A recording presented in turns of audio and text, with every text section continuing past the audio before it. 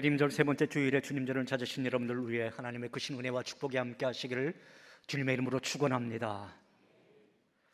지난 시간에 대림절 절기는 돌아봄과 기다림의 절기라는 말씀을 여러분에게 드렸습니다. 그렇다면 여러분에게 제가 질문하고 싶은 것 하나가 있는데요. 여러분은 지난 1년, 그러니까 2025년 1년을 되돌아볼 때에 형통한 날이 많았나요? 아니면 곤고한 날이 많았나요? 아마도 제가 짐작컨대 여러분은 분명 형통한 날보다 곤고한 날이 많았을 것입니다. 우리 그리스도인들이 오해하는 것 한 가지가 있어요. 예수 믿으면 모든 것이 형통한다라고 하는 점입니다. 그래서 많은 성도들이 좋아하는 찬송도 있지요. 무슨 일을 만나든지 만사 형통하리라라고 하는 찬송이요. 사실 우리가 처음에 예수 믿을 때는 모든 것이 순조로워 보입니다. 소위 형통해 보여요. 그러나 시간이 지나면서 언제나 우리의 소망대로, 우리의 생각대로 되는 것이 아님을 깨닫게 됩니다. 때로는 시련도 있고 때로는 고난도 있더란 말이죠. 그러면 머릿속이 막 혼란에 빠지는 거예요. 예수님 믿으면 형통한다던데 그게 아니래 라고 말입니다. 이렇게 생각하는 것은 우리를 향한 하나님의 계획을 잘 모르기 때문입니다. 여러분 혹시 천상병 시인을 아시나요? 천상병 시인. 천상병 시인은 원래 천주교 신자였다라고 그래요. 30년 동안 명동 성당을 이제 쭉 다녔었는데 그가 이제 50세가 넘어서 1981년도부터죠. 자신의 아내는 연동교회를 다녔대요. 연동교회 집사였는데 내가 이제 교회 좀 다녀야 되겠다라고 해서 이제 50세 넘어서 연동교회 아주 열심히 다녔다라고 합니다. 그가 쓴 아주 유명한 시가 있죠. 바로 귀천이라고 하는 시입니다. 나 하늘로 돌아가리라. 새벽빛 와 닿으면 쓰러지는 이슬 더불어 손에 손을 잡고 나 하늘로 돌아가리라. 노을빛 함께 단둘이서 기슭에서 올라가 구름 손짓하면은 나 하늘로 돌아가리라. 아름다운 이 세상 소풍 끝내는 날 가서 아름다웠더라고 말하리라. 그는 기독교 신앙을 가진 사람으로서 여기 귀천이라고 하는 시는 나 하늘로 돌아가리라 라고 하는 구절로 보아 천국에 대한 소망을 노래한 것이라고 볼 수 있겠습니다. 그는 이 세상의 삶에 큰 의미를 두려고 하지 않았던 것 같아요. 그래서 새벽빛 와 닿으면 쓰러지는 이슬이라는 문구처럼 이 세상의 삶을 쉬 사라지는 것으로 표현하고 있습니다. 그런데 그가 쓴 시 귀천의 마지막 연에서 아름다운 이 세상 소풍 끝내는 날 가서 아름다웠더라고 말하리라라고 하는 귀절은 이 천상병 시인이 평생 말할 수 없이 힘든 고난의 삶을 살았던 만큼 이 귀절이 쉽게 이해가 되지 않습니다. 시인 천상병은요 1967년 소위 동백림 사건에 연루되어 그만 체포되었고 심한 고문을 당하게 됐죠. 그래서 심신에 큰 손상을 입어서 정상적인 생활을 할 수가 없었어요. 그는 그 사건과 전혀 상관이 없었지만 고초를 겪어서 결국 폐인이 되다시피 합니다. 생각해보면 참으로 억울한 일이었어요. 자연히 경제적으로도 가난한 생활을 면치 못했습니다. 그럼에도 그는 이 세상을 어떻게 노래했다고요? 아름다웠다 그렇게 노래를 하고 있더란 말이에요. 어쩌면 이 귀절은 너무나 고생스러웠다는 것을 반어적으로 표현한 것인지도 모르겠습니다. 그러나 그렇게만 해석하면 우리는 천상병 시인을 제대로 이해할 수 없는 것 같아요. 왜냐하면 그는 만신창이가 된 심신에 찢어지게 가난한 생활을 하면서도 원망불평하지 아니하고 재물이나 명예를 탐하지 않고 그저 자족하는 삶을 살았기 때문입니다. 천상병 시인의 삶을 생각하면 인간의 삶이라고 하는 것, 우리의 뜻대로 풀려나가는 것이 아니고 생각지 못했던 시련을 만나 전혀 다른 곳으로 가기도 한다라고 하는 사실을 알 수가 있습니다. 배가 목표했던 그 항구를 향해서 항해하던 중에 태풍을 만나 깨어진 채 표류하는 것처럼 말이죠. 배가 태풍을 만나지 않고 무사히 목적지에 당도하는 것이 정상적인 바람이겠지만 기상이변으로 태풍을 만나 고생할 때도 있기 마련입니다. 마찬가지로 우리 인생도 이와 비슷할 때가 있더란 말입니다. 그래서인지 오늘 본문의 전도서 기자는요, 하나님께서 우리 인생 가운데 형통이라고 하는 것과 권고라고 하는 것, 이 두 가지를 함께 있게 하셨다, 그렇게 말씀하고 있습니다. 사랑하는 여러분, 아무쪼록 한 해를 마무리하는 이 계절에 우리 인생의 형통했던 그 시간들과 권고했던 시간들을 되돌아보면서 우리를 향한 하나님의 뜻을 발견하는 저와 여러분들이 다 되시기를 주님의 이름으로 축원합니다. 우리가 인생을 살다 보면 봄바람에 순풍을 맞은 것처럼 좋은 때도 있고, 반면에 사망의 음침한 골짜기를 지나는 듯한 어려움도 있을 때가 있습니다. 정치적으로 보면은 여당이 야당되기도 하고요, 또 야당이 여당되기도 하지요. 올라갈 때가 있으면 내려갈 때가 있고, 권력이나 부를 쥐기도 하지만 어느 날 그것을 다 내려놓아야 할 때도 있더란 말입니다. 그런데 문제는 사람들이 형통한 날이 왔을 때에는 그것이 영원히 계속될 것으로 착각을 하더라는 거예요. 그리고 권고한 날이 왔을 때는 마치 지구의 종말이라도 온 것처럼 괴로워하더라는 것입니다. 이것이 우리가 가지는 착각이지요. 또한 우리가 오해하지 말아야 할 것이 있어요. 우리가 예수 믿는 성도라 해서 항상 형통한 일만 계속되는 것은 아니더란 말입니다. 그렇다고 안 믿는 불신자라고 해서 권고한 날만 있는 것도 아니더라는 거예요. 누구나 가는 인생길에는 순탄한 일만 있는 것이 아니라 역경도 있더라. 성공할 때가 있는 반면에 실패할 때도 있더란 말이죠. 게다가 하나님께서는 형통을 주시는 분이시고 사탄은 권고를 주는 자라고 오해하지 말아야 합니다. 분명한 것은 하나님께서 사랑하는 사람에게 형통도 주시고 권고도 주신다라고 하는 거예요. 그 말씀이 오늘 본문에 등장하고 있습니다. 자, 오늘 본문 14절 상반절에 있는 말씀만 우리 잘라서 한번 읽어보겠습니다. 같이 소리내서 읽습니다. 형통한 날에는 기뻐하고 권고한 날에는 되돌아보아라. 이 두 가지를 하나님이 병행하게 하사. 자, 인생에는 형통한 날이 있고 권고한 날이 있는데, 그런데 여기에 보니까 이 두 가지를 누가 병행하게 하사? 하나님이 병행하게 하사, 이렇게 말씀하고 있습니다. 그러니까 하나님께서 형통과 권고 이 두 가지를 우리 인생 가운데 함께 있게 하셨다. 하나님께서 때로는 형통도 주시고 하나님께서 때로는 권고도 주시며 우리의 인생길을 인도하신다라고 하는 거예요. 여러분, 오늘 본문을 기록한 전도서의 저자가 누구일까요? 누구죠? 솔로몬이죠. 인간적으로 생각해 보면 이 솔로몬의 인생은요, 형통한 날만 쭉 살아간 사람처럼 보입니다. 저 화면에 보니까 색깔이 붉은색과 황금색, 예, 그렇습니다. 다윗의 아들로 태어나서 어린 나이에 그 왕위에 올라서 전무후무한 부귀 영화를 한 몸에 누렸던 사람, 그 사람이 바로 솔로몬 아니었습니까? 역대하 1장 12절에 있는 말씀 보면요, 솔로몬은 하나님으로부터 심지어 이런 말까지 듣게 됩니다. 어떤 말을 들었는지 같이 한번 이 소리내서 읽어볼까요? 그러므로 내가 내게 지혜와 지식을 주고 부와 재물과 영광도 주리니 내 전의 왕들도 이런 일이 없었거니와 내 후에도 이런 일이 없으리라 하시리라. 자, 그러니까 이 정도면요, 솔로몬 그런 형통한 인생을 살았다, 그렇게 말을 할 수 있겠죠. 그런데 이런 솔로몬이 깨달은 진리가 두 가지가 있다라는 거예요. 하나는 인생은 형통하더라라고 하는 것, 또 하나는 인생은 권고하더라라고 하는 것, 바로 그거였어요. 그리고 이 세상에 사는 사람들은 이 형통한 삶과 권고한 삶을 병행하며 꼭 살아가게 되더라라고 하는 거예요.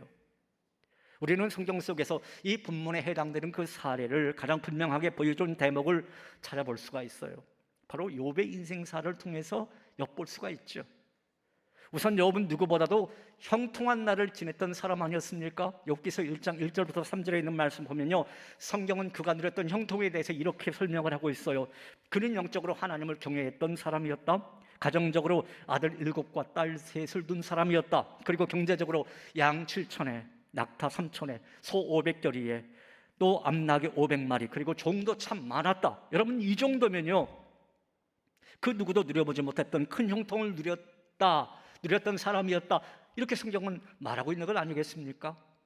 그런데 욥기가 그것으로 끝나는 것이 아니라 이런 형통이 하루아침에 곤고로 바뀌게 되더라라고 하는 거예요. 사탄이 하나님께 욥을 시험하도록 요청했고요, 하나님께서 허락하셨죠. 그래서 욥기서 1장 13절부터 19절에 있는 말씀 보면 욥이 한순간에 사고와 또 재난과 강도의 침입으로 모든 재산을 잃고 또 종들도 다 죽고 무엇보다 자식들이 다 죽게 되죠. 그리고 2장 7절에 있는 말씀 보면 심지어 자신의 건강마저 잃게 됩니다. 한마디로 욥은 그 누구도 한꺼번에 겪어보지 못했던 최악의 곤고를 겪게 되더란 말입니다. 그러면 하나님께서 왜 욥에게 이렇게 형통과 곤고를 병행해서 경험하게 하셨던 것일까요? 한마디로 욥을 더욱 성숙한 믿음의 자리로 이끄시기 위해서였던 거예요. 욥기는 욥이 이러한 형통과 곤고를 병행해서 겪으면서 성숙해 가는 과정을 보여줍니다. 욥기 38장 3절 4절에 있는 말씀 보면 하나님께서 욥에게 이렇게 말씀하시는 대목이 나와요. 너는 대장부처럼 허리를 묶고 내가 내게 묻는 것을 대답할지니라. 내가 땅에 기초를 놓을 때에 네가 어디 있었느냐? 내가 깨달아 알았거든 말할지니라. 한마디로 하나님께서는요, 욥이 깨닫도록 하시기 위해서 이런 형통과 곤고의 과정을 다 거치게 하셨다, 그런 말씀인 거예요. 그리고 결국 욥이 이러한 고백의 말씀을 하나님께 하는 대목이 나오죠. 이 욥기서 결론과도 같은 그 명장면의 말씀, 좀 화면에 보이는 욥기서 42장 5절에 있는 말씀인데요, 이 말씀 소리내서 같이 읽어봅니다. 내가 주께 대하여 귀로 듣기만 하였사오나 이제는 눈으로 주를 배움나이다. 한마디로 이런 형통과 곤고의 모든 과정을 겪으면서 이제 하나님의 뜻을 내가 깨달아 알았습니다라고 하는 그 욥의 고백의 말씀입니다. 여러분, 그렇습니다. 우리가 살면서 겪는 이 형통과 곤고, 이 모든 것이 다 하나님의 주권 하에 있는 거예요. 하나님께서 절대 주권으로 섭리하셔서 우리는 때로 형통도 겪고 또 곤고도 겪는 것입니다. 그리고 그 목적은 우리로 하여금 체험을 통해 깨닫게 하기 위해서입니다. 사랑하는 여러분, 여러분도 인생을 살면서 형통할 때가 있든지 곤고할 때가 있든지 그 어느 순간이라도 절대로 교만하거나 낙심하지 마시고 오히려 그 속에서 하나님의 섭리를 발견하며 하나님의 계획하심을 깨닫는 그러한 은혜가 있기를 주님의 이름으로 축원합니다. 그러면 우리가 형통의 날에는 어떻게 해야 하는 것일까요?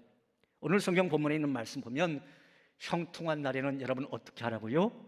기뻐하고 이렇게 말하고 있어요. 한마디로 말하면 성도들은 형통할 때 그것이 하나님께서 주신 복인 줄 알고 기뻐해야 한다는 거예요. 여러분들이 직장에서 승진했거든, 또 여러분들의 사업장이 잘 풀리거든 하나님의 은혜인 줄 알고 감사하고 기뻐하십시오. 자녀가 취직되고 상고학교에 진학하고 또 자녀가 결혼하거든 형통케 하신 하나님 앞에서 기뻐하시기를 바랍니다. 혹은 여러분들이 많은 재물을 얻었습니까? 내 능력과 내 손의 힘으로 모은 것이라 그렇게 생각하는 것이 아니라 하나님께서 재물 얻을 능을 주셨음을 알고 하나님께 감사를 표시해야 합니다. 우리에게 좋고 유익한 일이 생길 때 그 모든 것이 하나님의 축복인 줄 믿고 감사하며 기뻐해야 하는 거예요. 여러분, 그렇습니다. 우리가 형통한 날에 기뻐할 때 하나님께서는 더 기뻐하십니다. 부모가 자녀에게 원하는 선물을 사주었다고 한번 생각해 볼까요? 그 선물을 받고 자녀들이 좋아하고 기뻐할 때 부모는 보람을 느끼게 되죠. 아주 큰 보람을 느끼게 됩니다. 그런데 내가 분명히 자녀에게 좋은 것을 사주었어요. 좋은 걸 사주었는데 이 자녀가 시큰둥하는 겁니다. 그리고 그 사춘기 그 아이가 꼭 그러듯이 그냥 문이나 쾅 닫고 그러는 거예요. 그럼 부모의 마음이 여러분 속상할까요? 속상하지 않을까요? 속 많이 상하죠. 이는 하나님께서도 마찬가지인 겁니다. 하나님의 자녀인 우리가 우리의 형통을 하나님 앞에서 기뻐하고 즐거워할 때 우리 아버지 되시는 하나님께서도 기뻐하시는 거예요. 어느 법관의 이야기입니다. 그는 일찍 부장판사가 되었다라고 그래요. 뭐 요즘은 부장판사들 사법개혁이다 뭐다 해서 순환을 당합니다만 옛날에 그 부장판사는 판사의 꽃 아니었습니까? 아무튼 이 사람은요, 이런 나이에 그 부장판사가 되었으니 얼마나 기뻤겠습니까? 얼마나 좋았을까요? 그는 여러 사람들에게 감사의 그 인사를 드렸다고 합니다.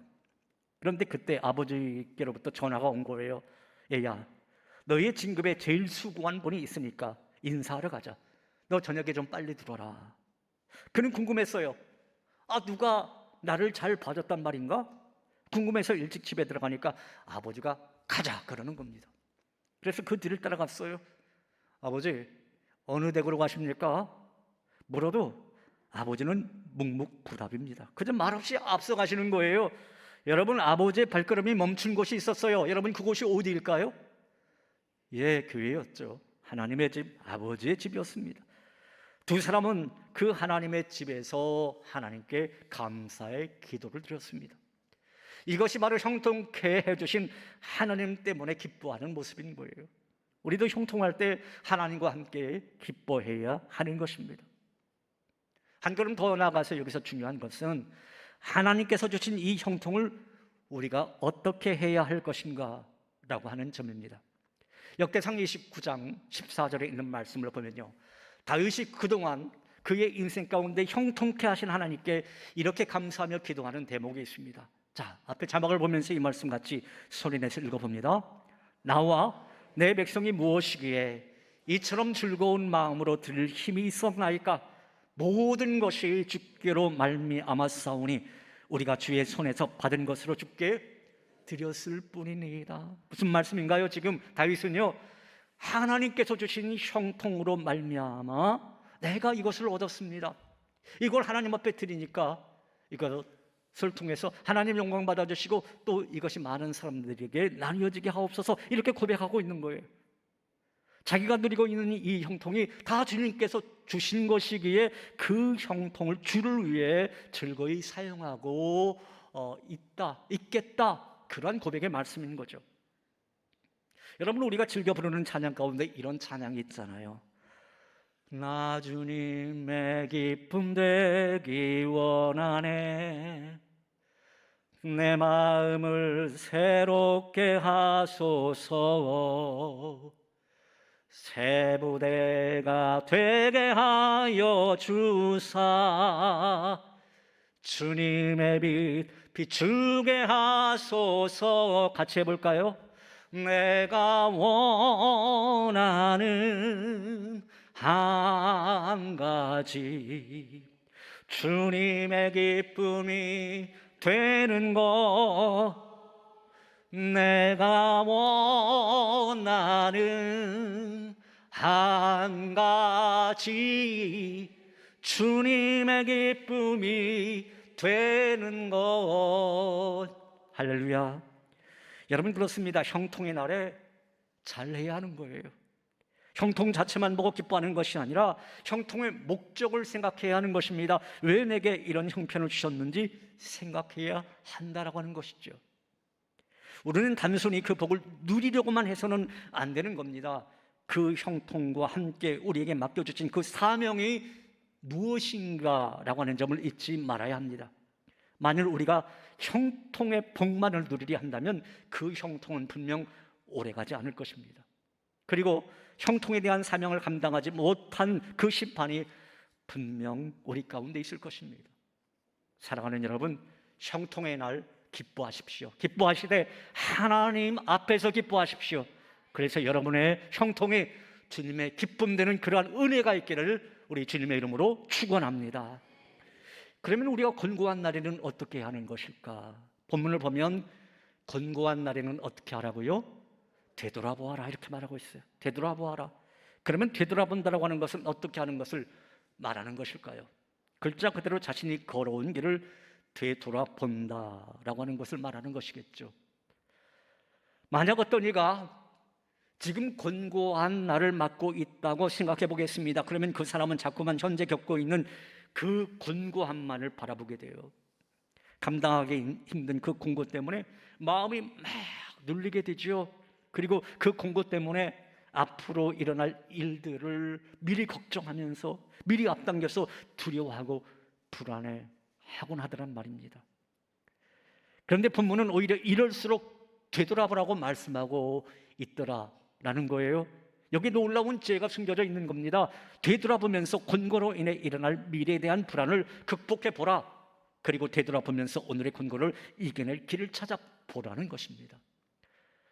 그러면 구체적으로 되돌아본다라고 하는 것은 어떻게 하는 것일까요? 제가 두 가지로 나누어서 말씀을 드리겠습니다.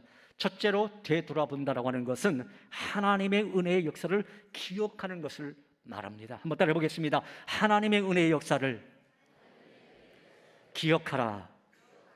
신명기 5장 15절 상반절에 있는 말씀 보면 이러한 말씀이 있습니다. 같이 읽어보겠습니다. 너는 기억하라. 네가 애굽 땅에서 종이 되었더니 내 하나님 여호와가 강한 손과 편팔로 거기서 너를 인도하여 내었나니. 여러분, 이 말씀이 어떤 상황에서 주어진 말씀입니까? 이 말씀은요, 모세가 가나안 땅으로 들어갈 출애굽 2세들에게 유언처럼 전한 말씀 가운데 한 부분이지요. 모세는 그들이 가나안 땅에 들어가면 참 많은 고난과 역경을 겪게 될 것을 누구보다도 잘 알고 있었어요. 가나안 땅에 들어가면서 전쟁도 치러야 할 것이고 그 땅에 정착하기까지 정말 수많은 난관이 있을 것임을 알았기 때문입니다. 모세는 그럴 때마다 되돌아보라 그렇게 말씀하고 있는 거예요. 원래 애굽에서 400년 종살이하던 우리 민족 아니었었냐? 그런데 너희는 하나님께서 애굽으로부터 해방시켜 주었다라고 하는 사실, 그 사실을 되돌아보거라, 기억하거라. 그리고 광야 생활 그 고난의 40년 동안 하나님께서 함께 하시며 인도하셨다라고 하는 사실을 되돌아보라라고 하는 그런 말씀인 거죠. 결국 자기들의 지난 날을 되돌아보라는 것은 그동안 하나님께서 자기들에게 행하신 그 은혜의 역사를 되돌아보라라고 하는 것을 말하는 것입니다. 그리고 동일하신 하나님께서 오늘도 은혜의 역사를 이루실 것을 믿고 그 믿음으로 오늘의 곤고와 내일의 불안을 대처해 나가라고 하는 그 말씀인 거예요. 여러분, 그렇습니다. 우리가 지난 날을 되돌아보면 우리를 위해 하나님께서 행하신 은혜의 역사를 발견해 볼 수가 있습니다. 사랑하는 여러분, 여러분도 곤고한 일을 만났을 때 하나님의 도우심으로 극복했던 그 시간들을 잘 기억하시면서 하나님께서 여전히 나와 함께 하신다라고 하는 사실, 그리고 하나님께서 여전히 나를 사랑하신다라고 하는 사실을 깨닫고 모든 일을 믿음으로 잘 대처해 나가시기를 바랍니다. 둘째로 되돌아본다라고 하는 것은 곤고함 안에 담긴 하나님의 뜻을 발견하는 것을 말합니다. 한번 따라해 보겠습니다. 곤고함 안에 담긴 하나님의 뜻을 발견하라. 창세기 50장 20절에 있는 말씀 보면 아주 유명한 말씀이 나오죠. 자, 이 말씀도 같이 읽어볼까요? 당신들은 나를 헤아려 하였으나 하나님은 그것을 선으로 바꾸사 오늘과 같이 많은 백성의 생명을 구원하게 하시려 하셨나니. 여러분, 이 말씀은 또 어떤 배경에서 주어진 말씀입니까? 요셉이 자기를 애굽의 종으로 팔았던 그 형들을 만나게 되죠. 오랜 세월이 지난 뒤 애굽의 총리가 되어서 만나서 그 형들에게 한 말이에요. 요셉은요, 그 곤고했던 지난 날을 회상해 보았어요. 되돌아 보았어요. 그리고 하나님께 기도하며 묻고 또 물었습니다. 왜 하나님께서 나에게 이런 곤고의 시간을 주었을까? 왜 내가 이 애굽 땅에서 종살이 하면서 지낼 수밖에 없었나? 옥에 갇힐 수밖에 없었나? 그런데 성령의 감동으로 요셉이 깨달은 것이 있습니다. 그 곤고의 날에 하나님께서 그 자기에게 곤고를 주셨던 이유를 깨달았어요. 형들은 나를 헤아려 했지만 하나님께서는 그것을 오히려 선으로 바꿨다. 그래서 오늘과 같이 많은 백성의 생명, 애굽 백성뿐만 아니라 형들의 그 생명까지 구원하게 하기 위함이었다. 이렇게 고백을 하고 있는 그 고백이죠. 여러분, 그렇습니다. 하나님께서는 우리에게 아무런 이유 없이 절대로 권고를 주시지 않아요. 때로는 우리를 연단해서 더 큰 믿음의 사람이 되게 하시려고 권고를 주십니다. 때로는 우리가 그 권고를 겪는 과정을 통해서 하나님의 역사를 하나하나 이루어 가도록 권고를 주시는 거예요. 중요한 것은 우리가 요셉처럼 그 권고의 날, 그 권고의 목적과 의미를 깨닫는 것이 참으로 중요합니다. 그러면 그 권고를 잘 견딜 수 있고, 그리고 그 권고를 통해 일하시는 하나님의 놀라운 역사를 체험하실 수 있는 거죠. 죽어서도 행복한 사람이라고 하는 책의 저자가 있어요. 저 화면에 보이는 분인데요. 여러분, 반포에 가면 한신교회라고 하는 기독교 장로교회의 대표적인 교회가 있는데, 그 이중표 목사님, 지금은 고인이 되셨습니다. 이중표 원로 목사님, 이분이 참 별세 목회로 참 유명하셨던 분이시죠. 오랜 그 투병을 하면서도 목회를 정말 잘 하셨던 그러한 분이세요. 이분의 이야기입니다. 이분이 33살에 병원에서 이제 큰 수술을 받게 돼요. 그래서 이제 요양을 한 달 동안 이렇게 하고 있었는데, 어느 날 창가를 딱 바라보는데 갑자기 눈물이 막 나더라는 거예요. 왜 눈물이 났을까요? 이 가족들이 생각이 났던 거죠. 고생하는 가족들, 처자식. 그것 때문에 눈물이 막 나더라는 거예요. 또 몇 년이 지나서 교회에서 이제 쫓겨났습니다. 6개월 동안 청계산 기도원에 가서 머무는데, 사모님이 아이를 데리고 기도원에 찾아와서 같이 기도하고 위로하고 정담을 나누시다가 그 기도하는 뒷모습을 바라보면서 또 하염없이 눈물을 흘렸다라고 하는 거예요. 형통할 때도 같이 살아주었지만 건강한 날에도 목사를 버리지 않고 살아주니 그 아내가 너무너무 고마워서 그때 특별한 정이 생기더라는 것입니다. 그 후로는 사모님만 바라보기만 하면 눈물이 나오고 고맙게 여겨지더라는 거예요. 여러분, 우리 인생에 형통한 날이 있고 또 곤고한 날도 있습니다. 모두가 다 소중한 날들인 거예요. 하나님께서 우리에게 준비하시고 베푸신 날들이기 때문입니다. 사랑하는 여러분, 여러분 모두 형통한 날에는 주 안에서 기뻐하시고, 곤고한 날에는 주님께서 내게 행하신 그 일들을 되돌아보면서 그래, 하나님께서는 여전히 분명히 나와 함께 할 거야, 그러한 믿음 가지고 주님 앞에 나아가는 저와 여러분 모두가 다 되시기를 우리 주님의 이름으로 축원합니다. 이 시간 그 찬양할까요? 깊어진 삶을 주께 드리네라고 하는 찬양입니다. 은혜로 날 보듬으시고 사랑으로 품어주셔도 내 마음 한 자락도 지키지 못하는 이 모습 부끄럽습니다 라고 하는 이 찬양 같이 하죠.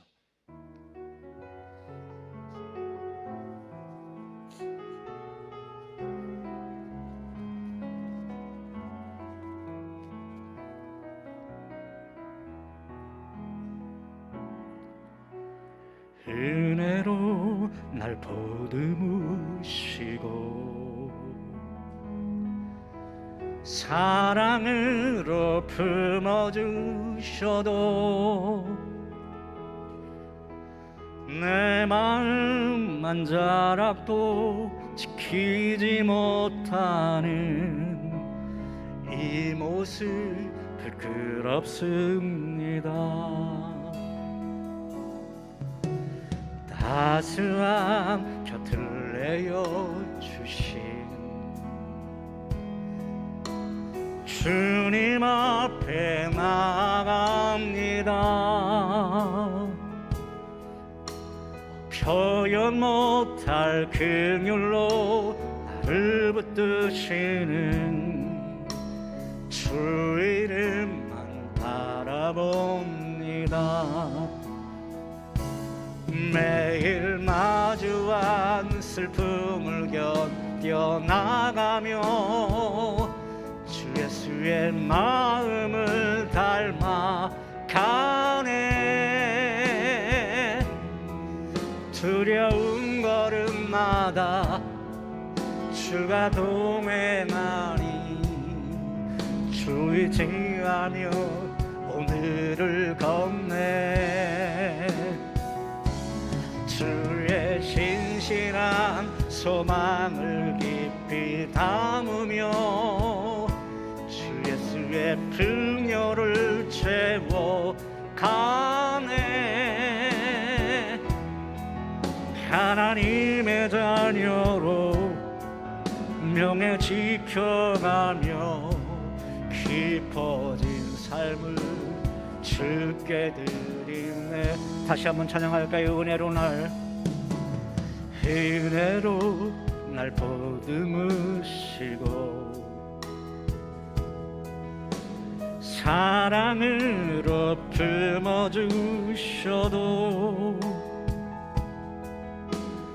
내 마음 한 자락도 지키지 못하는 이 모습 부끄럽습니다. 따스한 곁을 내어주신 주님 앞에 나갑니다. 표현 못할 긍휼로 나를 붙드시는 주 이름만 바라봅니다.